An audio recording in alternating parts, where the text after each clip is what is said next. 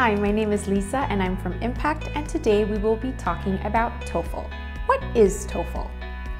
TOEFL, which stands for Test of English as a Foreign Language, is a standardized test to measure English language ability of non-native speakers wishing to enroll in English-speaking universities or professional institutions. The test is accepted by many English-speaking academic and professional institutions. The popular test for national institutional entries and job promotions in Indonesia is TOEFL ITP. ITP tests 3 skills: listening, structure and written expression, and reading, all of which consist of multiple choice questions. TOEFL ITP has a score range of 310 to 677. Different institutions or companies usually require a minimum score of 500, 550, or 600. In this video, we will be talking about the second section, which is structure and written expression. Why? Because in our experience, this is the most challenging part of TOEFL ITP. You will find 2 types of questions in this part of the test. The first one is 15 questions, and they are gap-filling exercises. You will need to choose one structurally correct answer to fill in the gap. The next 25 questions are error identifications. You will need to choose one answer that is incorrect in the written expression. So, if you choose a correct written expression for questions 16 until 40, that means you have done it incorrectly. You will need to choose between A, B, C, or D for all questions. There are some things to take into account when you are doing the TOEFL test. The structure of the English language is different to the Indonesian language, so do not directly translate what you read.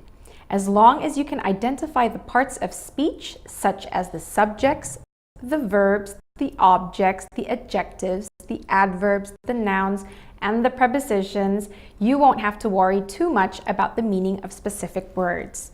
An important part to know about the English language structure is that a sentence must always have a subject and a verb. A subject and a verb form a clause. Subjects are usually pronouns or nouns. As shown here, do not mix your subject pronouns with your object pronouns. Verbs, however, are action words. The English language has different verbs. There's verb 1, the infinitive verb, verb ing, the present participle, verb 2 used for past simple, and verb 3 for past participle. You need to memorize all of these irregular verbs as shown in the slide. The regular verbs, however, are quite simple. You simply have to put an ed, like in the example, look. So once you know the parts of speech that form a sentence, you're able to identify if a sentence is correct or incorrect. Let's look at the first example. This is the gap-filling exercise. The radio broadcaster blank the rock star live at the radio station last night. What part of speech is the radio broadcaster?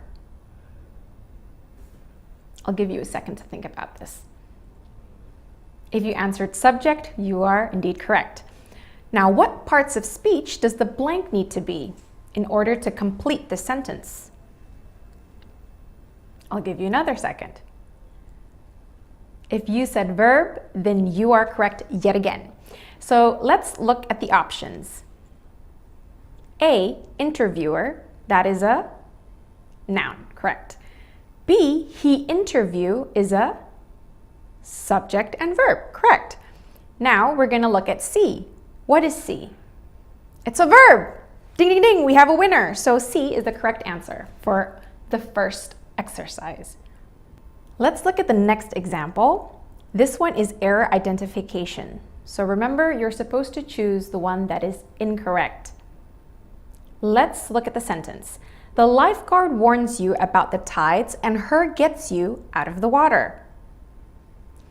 Let's break this down. The lifeguard, what is that? A subject, good. Warns is verb, correct. Let's look at the second clause. Her gets you. Her, is that a subject or an object? An object, exactly. So, is her correct? No, it's incorrect. True. What should her be? She, exactly. So C is incorrect. It should be she. She gets you out of the water.